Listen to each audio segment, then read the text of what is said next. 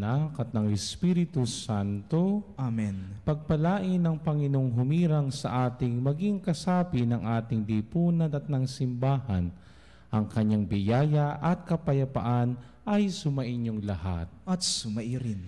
Habang tayo'y naghahanda para sa ipagdiwang ang Eukaristiya, tanungin natin ang ating sarili kung tayo ba'y naging tapat sa ating mga tungkulin pambayan at pangrelihiyon. Sa pagpapabaya nating makatulong sa pagbuo ng isang lipunang makatarungan, maayos at malinis, Panginoon, kaawaan mo kami. Panginoon, kaawaan mo kami. Sa pagpapakilala ng ating pagkakatoliko hanggang sa pagsisimba lamang kung linggo at pagdarasal, Kristo, kaawaan mo kami. Kristo, kaawaan mo kami. Para sa pangingibabaw ng ating mga pansariling interes sa halip ng kapakanan ng bayan at ng simbahan, Panginoon, kaawaan mo kami. Panginoon, kaawaan mo kami. Kaawaan tayo na makapangyarihang Diyos, patawarin tayo sa ating mga kasalanan at patnubayan tayo sa buhay na walang hanggan. Amen. Papuri sa Diyos sa kaitaasan. At sa lupa'y kapayapaan, at sa lupa'y kapayapaan, sa mga taong kinatulog.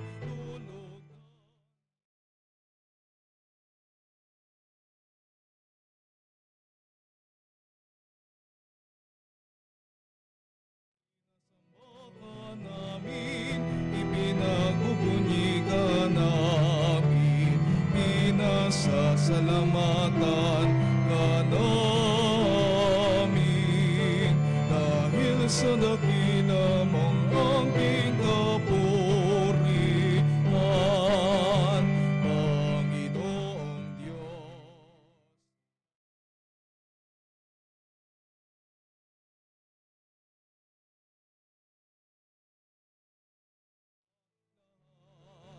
Panginoong Jesucristong bugtong na anak, Panginoong Diyos, Kordero ng Diyos, anak ng Ama. Ikaw na nag-aalis ng mga kasalanan ng sanlibutan.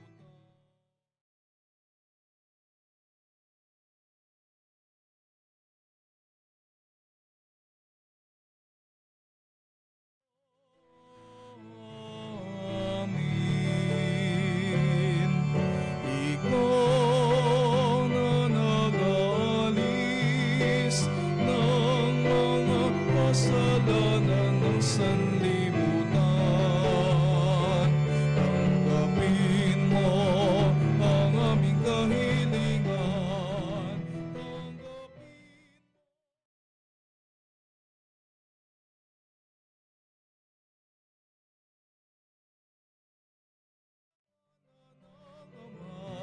Maawa ka sa amin, sapagkat ikaw lamang ang banal at ang kataas-taasan. Ikaw lamang, O Jesucristo.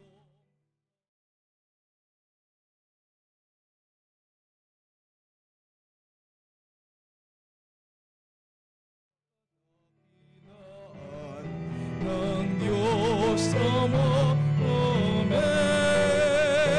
Ng Diyos Ama, Amen.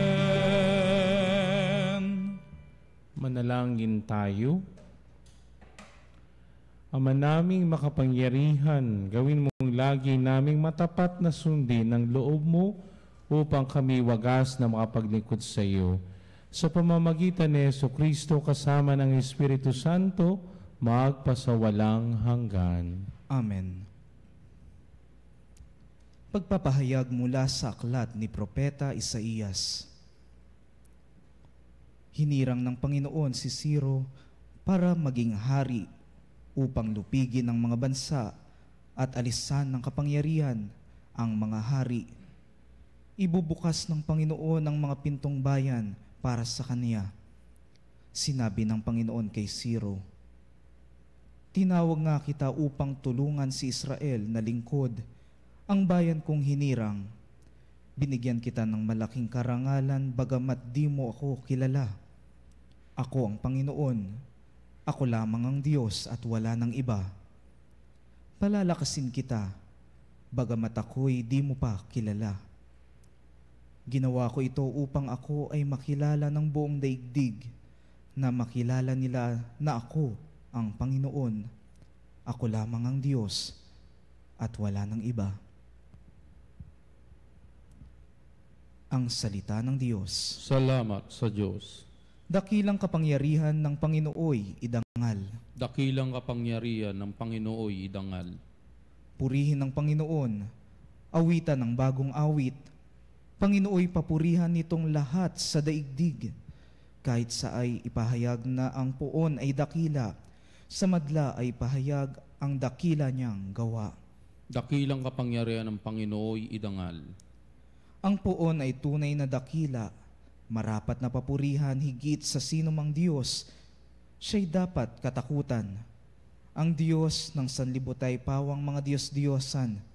Ang puon lang ang may likha ng buong sangkalangitan. Dakilang kapangyarihan ng Panginooy idangal. Ang Panginooy purihin ng lahat sa daigdigan. Purihin ang lakas niya at ang kanyang kabanalan. Ang pagpuri ay iukol sa pangalan niyang banal. Dumulog sa kanyang templo't maghandog ng mga alay. Dakilang kapangyarihan ng Panginooy idangal. Kung ang puon ay dumating sa likas niyang kabanalan, humarap na ang nanginginig ang lahat sa daigdigan. Ang puon ay siyang hari, sa daigdig ay sabihin, sa paghatol sa nilikha, lahat pantay sa paningin. Dakilang kapangyarihan ng Panginooy idangal. Pagpapahayag mula sa unang sulat ni Apostol San Pablo sa mga taga-Tesalonika. Mula kina Pablo, Silas, at Timoteo, sa simbahan sa Tesalonika, mga hinirang ng Diyos Ama at ng Panginoong Hesukristo, sumainyo nawa ang pagpapala at kapayapaan. Lagi kaming nagpapasalamat sa Diyos dahil sa inyo at tuwina'y isinasama namin kayo sa aming dalangin. Ginugunita namin sa harapan ng ating Diyos at Ama ang inyong mga gawang bunga ng pananampalataya, ang inyong mga pagpapagal na udyok ng pag-ibig at ang matibay ninyong pag-asa sa Panginoong Hesukristo. Nalalaman namin, mga kapatid, na kayo'y hinirang ng Diyos na nagmamahal sa inyo. Ang mabuting balita na lubos naming pinaniniwalaan ay ipinahayag namin sa inyo, hindi sa salita lamang. Ito'y may kapangyarihan at patotoo ng Espiritu Santo. Ang salita ng Diyos. Salamat sa Diyos.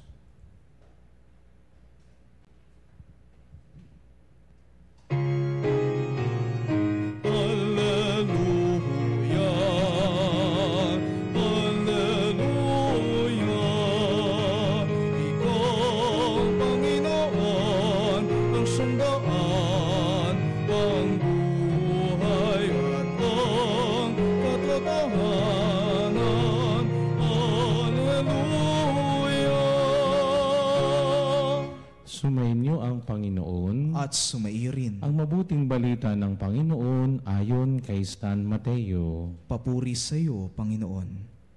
Noong panong iyon, umalis ang mga Pariseo at pinag-usapan nila kung paano nila masisilo si Jesus sa kanyang pananalita. Kaya pinapunta nila sa kanya ang ilan sa kanilang mga alagad kasama ang ilang tauhan ni Herodes. Sabi nila, Guro, nalalaman namin kayo'y tapat at itinuturo ninyo ang buong katotohanan, ang ibig ng Diyos na gawin ng mga tao.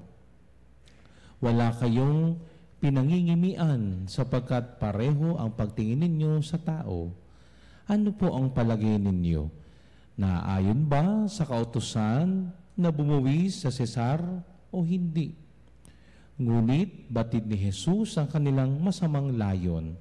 Kaya't sinabi niya, "Kayong mapag-imbabaw, bakit ibig ninyo akong siluin? Akin na ang salaping pambuwis." At siya'y binigyan nila ng 1 denaryo. Kaninong larawan at pangalan ang nakaukit dito? Tanong ni Jesus. Sa Cesar po, tugon nila.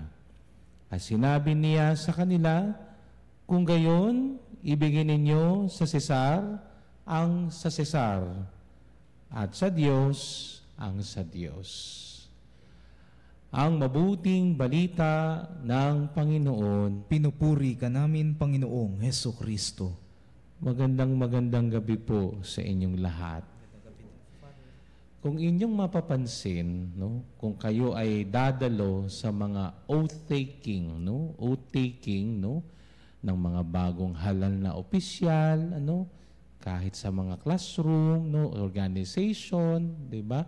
Kahit sa mga katolikong pamantasan, halimbawa oath of sportsmanship, manunumpa yung mga bagong abogado, mga bagong psychologists, meron yung may mga bagong doktor, merong oath-taking.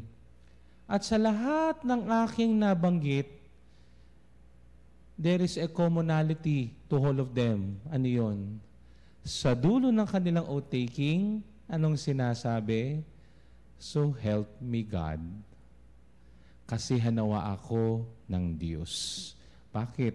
Sapagkat, yang mga bagay-bagay, yang responsibilidad na ibinibigay sa akin dito sa lupang ibabaw, ay hindi galing sa akin yan.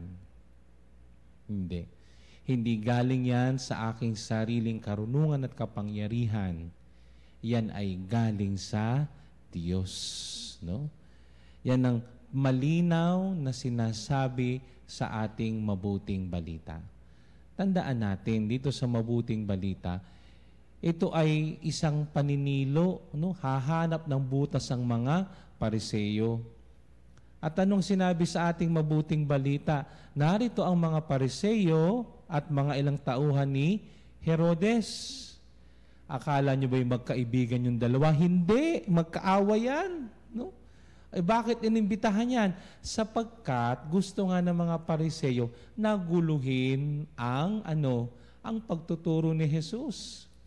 Na kapag sinabi ni Jesus, hindi tama na magbuwis sa Cesar, ay magugulat ang mga tauhan ni Herodes at siya ay huhulihin.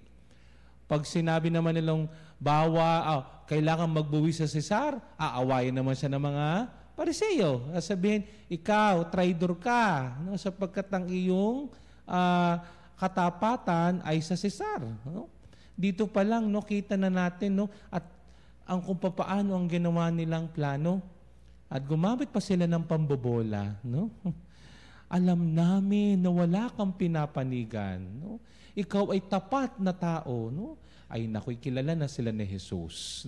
Kaya kila'y sinabihan ng Panginoon, mapag-imbabaw kayo. Mga kayo. Naku, para baga sa ating panahon ngayon, style nyo, bulok. Alam ko na ang gusto nyo ipahiwatig sa akin. Akin na yung pera. Kanino nakalagay yan? Sa Cesar. Sabi ng Panginoon, ibigay nyo ang sa Cesar, at ang sa Diyos ay sa Diyos. Simple lang ang pinatutungkulan dito ng Panginoong Jesus. Tinuturo dito ng Panginoong Jesus, kaya anuman ang tungkulin na ibibigay dito sa lupang ibabaw na ito, hindi yan galing sa tao, galing pa rin yan sa Diyos. At in the end, sa kahuli-hulihan, tayo ay mananagot sa Diyos. Pakinggan natin ang unang pagbasa. Mula sa aklat ni Propeta Isaías. Pinili ng Diyos si Ciro. Si Ciro ay isang hindi siya Hudyo. Siya ay isang siya ay Syrian. Asyriano siya. He was not a Jew. Pero anong sinabi ng unang pagbasa? Pinipili ng Diyos si Ciro. Bakit? Sapagkat kung babasahin ninyo ang banal na kasulatan, lalo tigit sa matandang tipan, ay nung panahon nga lamang ni Haring Ciro, yung mga pinalayas, pina-exile ng mga Babylonian, nung matalo sila ni King Cyrus, pinabalik niya. Balik na kayo sa inyong sariling bayan. At sa panahon niya, pinayagan niya, sige, itayo niyo uli ang iyong templo. Nakita natin dito na bagamat si Ciro ay hindi Hudyo, ginamit siya ng Diyos para pabalikin ang mga pinalayas na mga anak ni Israel. Na yung mga tao na namighati dahil sa mga Babylonian, binigyan niya ng kasiyahan. Subalit dito pinapaalala sa atin ng unang pagbasa, may mas malaking responsibilidad si Ciro sa Diyos. Oo, hindi siya Hudyo, subalit siya ginamit ng Diyos. Ipinapakita lang ng unang pagbasa sa atin, kay sino man iyang mamumuno sa atin dito sa lupang iyan, kung yan hindi kalooban ng Diyos, hindi mangyayari yan. Subalit may kamay ang Diyos sa lahat ng nangyayari. Whether we like it or not, if there will be person given a responsibility, tanggapin natin. Bagamat hindi nating sabihin natin labag, ay siya ang napili, tayo pinapaalalahanan, suportahan natin siya. Yan bagay sinasabi, bagay sports, wala, nanalo na alangan naman. Ang pangalawang pagbasa mula sa sulat ni Apostol San Pablo sa mga taga-Tesalonica ay nagpapaalaala sa atin, ano yun? Na yung mga namumuno sa atin, yung mga taong binigyan ng responsibilidad ay wag nating kakalimutang ipanalangin. Sapagkat dito, ipinapanalangin ni San Pablo ang simbahan sa Tesalonica. Yung mga mananampalataya at mga namumuno sa simbahan sa Tesalonica. Bakit? Sapagkat pananagutan natin sa Diyos kung hindi natin na ipapanalangin ang mga namumuno sa ating pamayanan. Sapagkat ang pagiging pamumuno, ang pagiging pinuno o leader, yan ay biyaya ng Diyos. Subalit ang tao nangingialam. Pero kahit nangingialam ang tao, gagawa at gagawa pa rin ng paraan ng Diyos para mangyari ang kanyang magandang plano. Sapagkat pag-aari niya lahat, kahit ang kapangyarihan ng lupa ay napapailalim sa Diyos. Kaya nga sa ating mabuting balita ay pinakadulo, ibigay niyo sa Cesar ang sa Cesar. Para bagang pinapaalala sa atin dito, ang ating mga tungkulin dito sa lupang ibabaw, gampanan natin. Kung anong naaayon sa batas, kung anong naaayon sa alituntunin, gawin natin. Subalit merong mas mataas, ibigay niyo sa Diyos ang para sa Diyos. Lahat ng dito na ginagawa ko sa lupang ibabaw, lahat yan ay para lahat ay sa Diyos. Dangan nga lang, may catch ang mga namumuno. Yung mga humahawak ng tungkulin. Bakit? Ay naalala nyo yung sa Spider-Man? The great power comes with great responsibility. Mas malalaki, at ulitin ko mas malalaki ang kanilang pananagutan sa Diyos. Bakit? Sapagkat sila ay ginamit ng Diyos para mamuno. At hindi lang yan pumapatungkol sa gobyerno, kundi sa lahat ng pamunuan, pati ang simbahan. Because in the end of my life, in the end of our lives, we will be accountable to God. Pinatutunayan lang nito, lahat ay nagmula sa Diyos at lahat ay babalik sa Diyos. Sapagkat lahat ng ito ay pag-aari ng Diyos. At lahat ng galaw dito ay ayon sa galaw ng Diyos. Kaya nga sabi ko nga kanina, pag nag-o-takein, kasihan nawa ako ng Diyos. Kaya kapag ang namumuno hindi pinakikinggan ang tinig ng Diyos, mas malaki ang iyong pananagutan sa Diyos. No? Sapagkat dapat yung mga pinamumunuan, yung inaalagaan niya, ay kailangan mapalapit sa Diyos. Kapag sila'y hindi napalapit sa Diyos, you will be accountable to God. No? At ngayong linggo, no, pandaigdigang misyon, ayan din ang isang magandang paalaala. Bakit? Na tayong mga tao, tayong mga Kristiyano, tayo pinapaalalahanan na ang misyon natin ay ano? Paalalahanan ang bawat tao na tayo ay pag-aari ng Diyos. Na lahat ng ating mga ginagawa at tungkulin na iniaatang sa akin dito sa lupang ibabaw na ito ay hindi dahil sa aking kagalingan, hindi sa aking karunungan at katalinuhan. Yan ay ipinagamit sa inang Diyos. Na tayo ay pinapaalalahanan, dapat lahat ng gagawin natin, lahat ay patungo sa Diyos. Lahat ay sa Diyos, lahat sapagkat ang may-ari ay ang Diyos. No? At yan ang hinihiling natin sa banal na misang ito. No?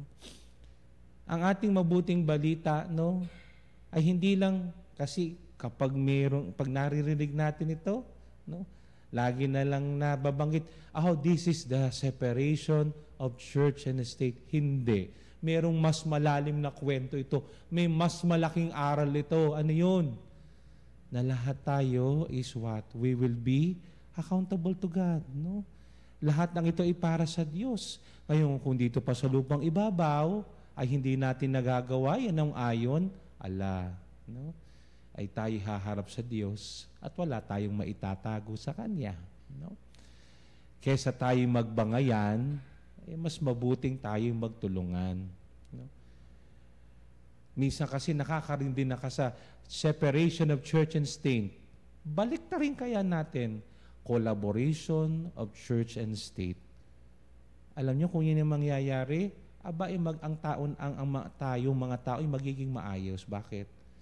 Sapagkat nagtutulungan ang dalawang institusyon na na binigyan ng Diyos ng kapangyarihan para tayo pangalagaan. Na sa halip tayo mag-away-away, maging daan ito para tayo ay makaayos-ayos, magkaroon ng kapayapaan. Sapagkat nakakapagod ng mag-away-away.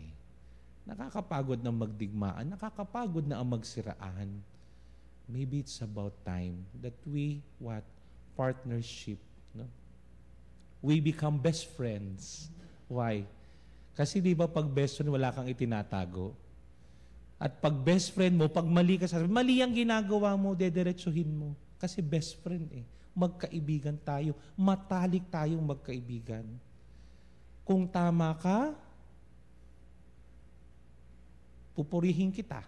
No? Sasabihin ko, keep up the good work. Pero pag mali ka, hindi kita kukonsintihin. No? Best friend mo ko, hindi kita ipapahamak. Lagi kitang dadalhin sa tama. Kasi naman talagang matalik na kaibigan. Kaya kung matalik mong kaibigan, lagi kang dadalhin sa mali, ay iwanan mo na yan. Kasi ang totoong kaibigan, dadalhin ka sa tama. Nawa sa pagpapatuloy ng ating banal na misa, ngayong gabing ito, hari nawa, no? Mapaalalahanan tayo, lahat tayo ay nasa ilalim ng kapangyarihan ng Diyos. Dito sa lupa, meron tayong mga obligasyon, meron tayong mga tungkulin na dapat nating gampanin. Dapat nating gampanan. Subalit, dapat hindi lang sa ganitong level. Gagawin ko ito, hindi dahil obligasyon ko ito lang dito sa lupa, kundi gagawin ko ito dahil ito ang kapurihan ng Diyos. Panalangin natin sa banal na misang ito, nawa ang mga misyonero at misyonera na nagpapalaganap ng mabuting balita ay magkaroon ng lakas. Na huwag silang panghinaan ng loob. Nabigyan sila ng Diyos ng aliw sa gitna ng kanilang kalungkutan sa mga bansang pinagmimisyonan nila. Dumadalangin din tayo ng kapayapaan na nawa ang digmaan sa mundong ito ay matapos na, upang nang sa ganon maghari ng tunay ang Diyos sa ating daigdig. Amen.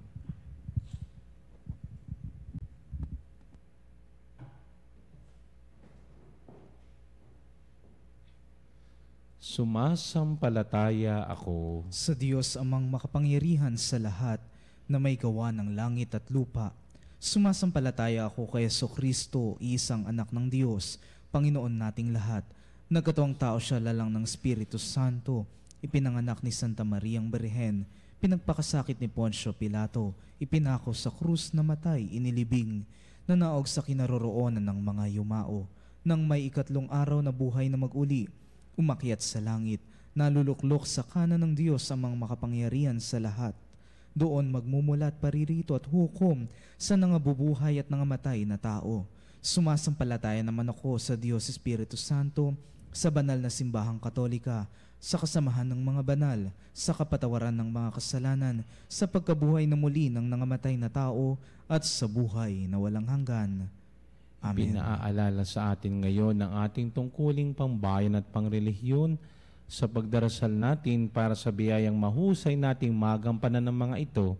Alalahanin natin sa natatanging paraan ang lahat ng nahihirapan sa pagtupad dito. Maging tugon natin ay, Panginoon, dinggin mo kami. Panginoon, dinggin mo kami. Para sa simbahang panlahat, nawa maging malaya siyang magpahayag at magtaguyod sa mga pagpapahalaga ng Ebanghelyo sa lahat ng lipunang pambayan. Manalangin tayo. Panginoon, dinggin mo kami.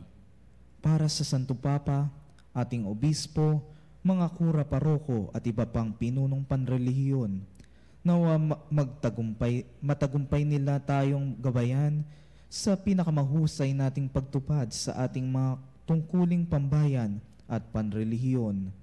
Manalangin tayo. Panginoon, dinggin mo kami. Para sa ating mga pinuno sa pamahalaan at lahat ng iba pang pinunong pambayan, nawa gabayan nila tayo sa pamamagitan ng kanilang katapatan at karangalan sa pagtupad ng kanilang mga tungkulin sa Diyos at sa bayan. Manalangin tayo. Panginoon, dinggin mo kami. Para sa ating mga misyonero sa buong daigdig, nawa itulot ng Diyos na magbunga ang kanilang mga pagsisikap, bigyan sila ng lakas para malampasan nila ang lahat nilang kahirapan at gantimpalaan sila ng buhay na walang hanggan. Manalangin tayo. Panginoon, dinggin mo kami. Para sa ating pamayanan, nawa lahat tayo'y laging makatupad sa ating mga tungkulin bilang mga mamamayang tapat at mabubuting Katoliko, at sa gayoy makatulong sa pagtatatag ng kaharian ng Diyos sa lupa. Manalangin tayo. Panginoon, dinggin mo kami. Tahimik nating ipanalangin ang ating mga sariling kahilingan.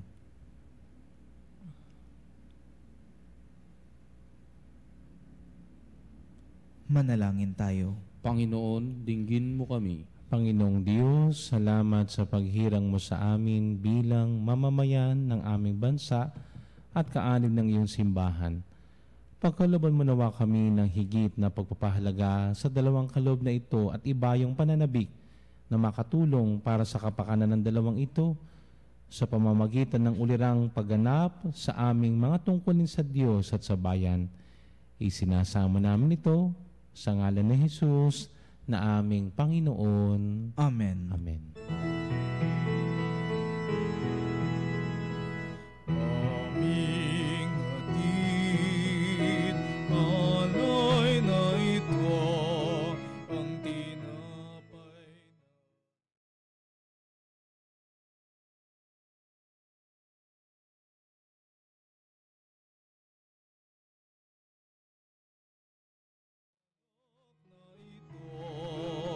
Inuming inihain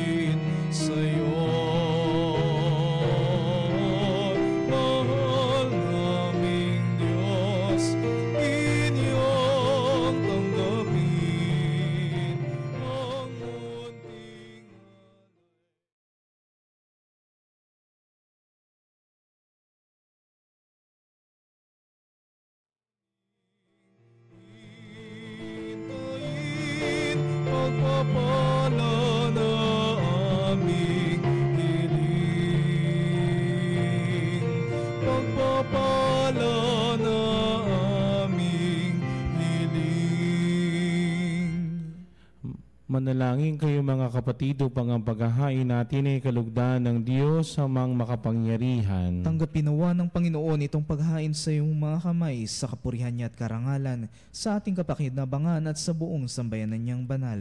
Ama naming lumikha, ipagkaloob mong ikaw ay aming kusang mapaglingkuran sa paghahain namin ng mga alay na iyong bigay upang kami dalisayin ng iyong pagmamahal sa paglilingkod namin ngayong ginaganap ang banal na pagdiriwang sa pamamagitan ni Jesucristo kasama ng Espiritu Santo magpasawalang hanggan. Amen. Sumainyo ang Panginoon. At sumairin. Itaas sa Diyos ang inyong puso at diwa. Itinaas na namin sa Panginoon. Pasalamatan natin ang Panginoong ating Diyos. Marapat na siya ay pasalamatan. Ama naming makapangyarihan, tunay nga marapat na ikaw ay aming pasalamatan sa pamamagitan ni Jesucristo na aming Panginoon. Siya ay naging kapwa naming maasahan upang may mangunang umako sa pananagutan dahil hangad mong magbago ang kinahimas ng pagkakakanya-kanya ng sangkatauhan.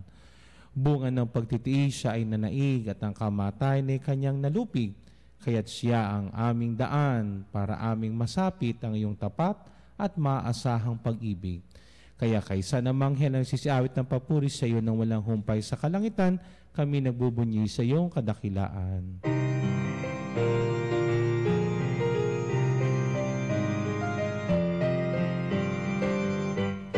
Santo, Santo, Santo, Panginoong Diyos ng mga hukbo.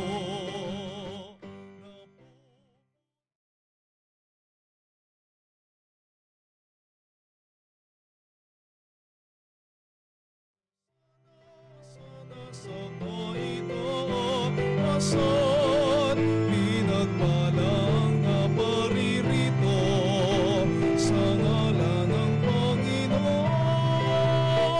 O sana sa ito, asan. Ama naming banal, ikaw ang bukal ng tanang kabanalan, kaya't sa pamamagitan ng iyong Espiritu, gawin mong banal ang mga kaloob na ito, upang para sa amin maging katawan at dugo ng aming Panginoong Hesu Kristo. Bago niya pinagtiis ang kusang loob na maging handog, hinawakan niyang tinapay, pinasalamatan kaniya, pinaghati-hati niya yun, iniabot sa kanyang mga alagad at sinabi, tanggapin ninyong lahat ito at kanin, ito ang aking katawan na ihahandog para sa inyo.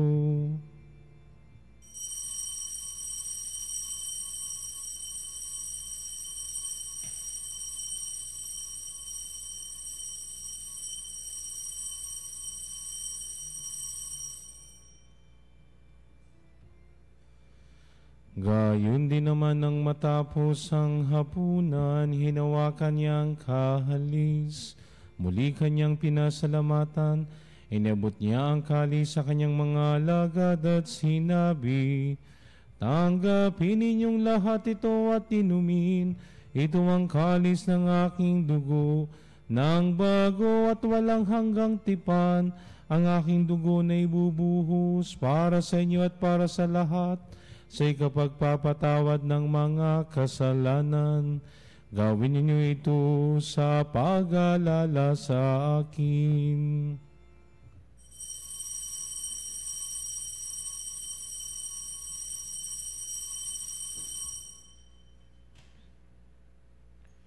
Ipagbunyi natin ang misteryo ng pananampalataya. Aming pinahayag na namatay ang iyong anak, nabuhay bilang Mesiyas at magbabalik sa wakas para mahayag sa lahat. Ama, ginagawa namin ngayon ang pag-alaala sa pagkamatay at muling pagkabuhay ng iyong anak, kaya tiniaalay namin sa iyo ang tinapay na nagbibigay buhay at ang kalis na nagkakaloob ng kaligtasan. Kami nagpapasalamat dahil kami iyong minarapat at tumayo sa harap mo para maglingkod sa iyo. Isinasamo namin kaming magsasalo-salo sa katawan at dugo ni Kristo ay mabuklod sa pagkakaisa sa pamamagitan ng Espiritu Santo. Ama, lingapin mo ang iyong simbahang laganap sa buong daigdig. Puspusin mo kami sa pag-ibig kay San Francisco na aming Papa at ni Ernesto naming Obispo at ng Tanang Kaparian. Alalahanin mo rin ang mga kapatid naming nahimlay na may pag-asang sila'y muling mabubuhay, gayon din ang lahat ng mga pumanaw. Kawan mo sila at patuloyin sa iyong kaliwanagan. Kawan pagindapatin kaming lahat na makasalo sa iyong buhay na walang wakas. Kaisa ng mahal na Birheng Maria na ina ng Diyos. Ang kanyang kabiyak na pusong si San Jose. Kaisa ng mga apostol at ang lahat ng mga banal na namuhay dito sa daigdig ng kalugod-lugod sa iyo.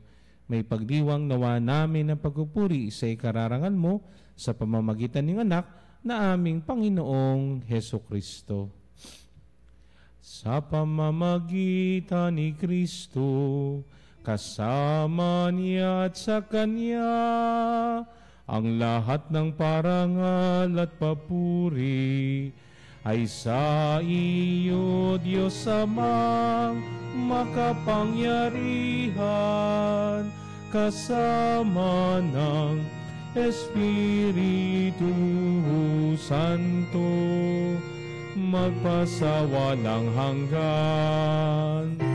Amen, amen, amen, amen. Sa tagubilin ng mga nakagagaling na utos at turo ni Jesus na Panginoon natin at Diyos, ipahayag natin ang lakas loob.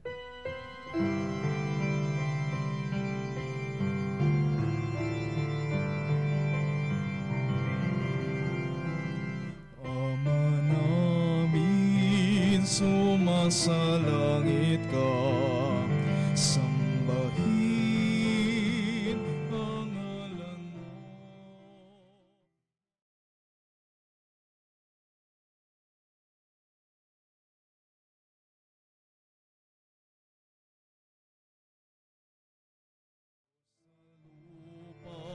Para lang sa langit, bigyan mo kami ngayon ng aming kakanin sa araw-araw.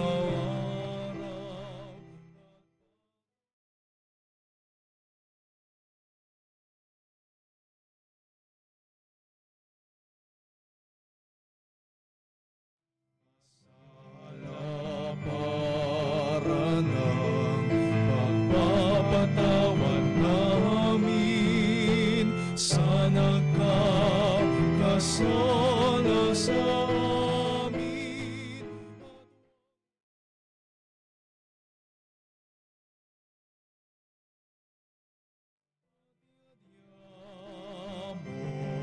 Kami sa lahat ng masama. Hinihiling namin kami adiya sa lahat ng masama, pagkalooban ng kapayapaan araw-araw, iligtas sa kasalanan at ilayo sa lahat ng kapahamakan, samantalang aming pinananabikan ng dakilang araw ng pagpapahayag ng tagapagligtas namin si Heso Kristo. Sapagkat iyong kaharian at ang kapangyarihan at ang kapurihan magpakailanman. Amen. Panginoong Heso Kristo, sinabi mo sa iyong mga apostol, kapayapaan ang iniiwan ko sa inyo, ang aking kapayapaan ang ibinibigay ko sa inyo. Tunghayan mo ang aming pananampalataya at huwag ang aming pagkakasala. Pagkalooban mo kami ng kapayapaan at pagkakaisa, ayon sa iyong kalooban, kasama ng Espiritu Santo, magpasawalang hanggan. Amen. Ang kapayapaan ng Panginoon ay laging sumainyo. At sumaiyo rin. Magbigayan tayo ng kapayapaan sa isa't isa.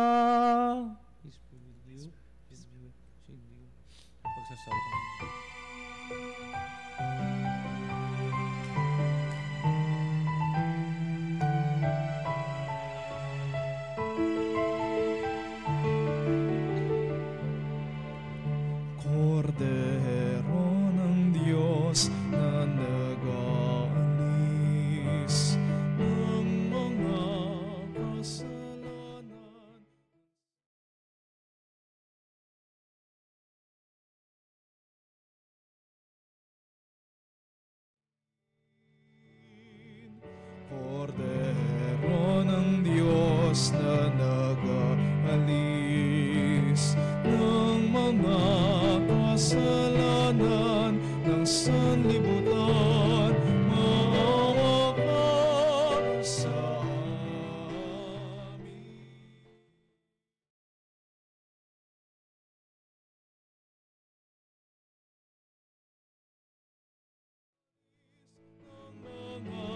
Kasalanan ng sanlibutan, ipagkaloob mo sa amin ang kapayapaan. Ito ang kordero ng Diyos, itong nag-aalis sa mga kasalanan ng sanlibutan. Papapalad tayong inaanyayahan sa kanyang piging. Panginoon, hindi ako karapat-dapat na magpatuloy sa iyo, ngunit sa isang salita mo lamang ay gagaling na ako.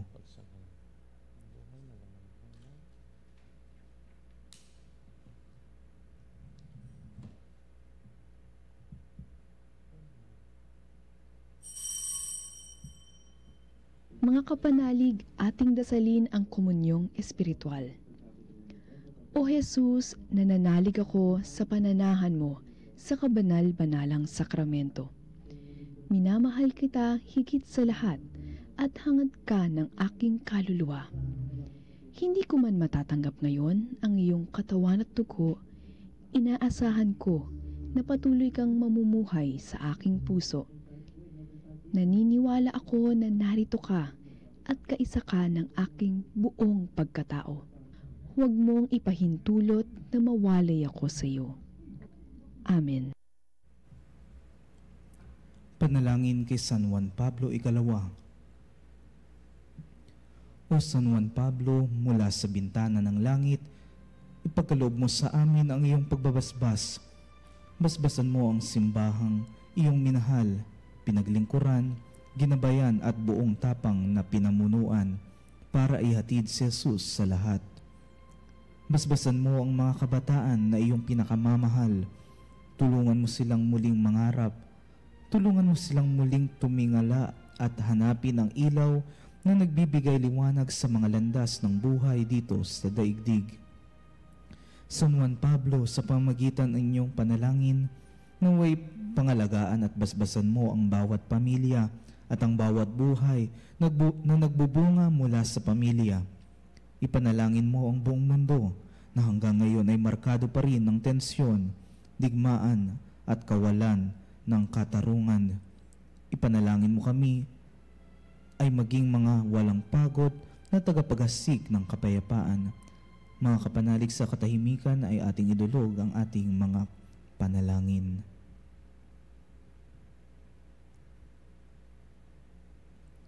O San Juan Pablo, mula sa bintanang ng langit, kung saan nakikita ka namin sa piling ni Maria, ipadala mo ang pagbabasbas ng Diyos dito sa aming lahat.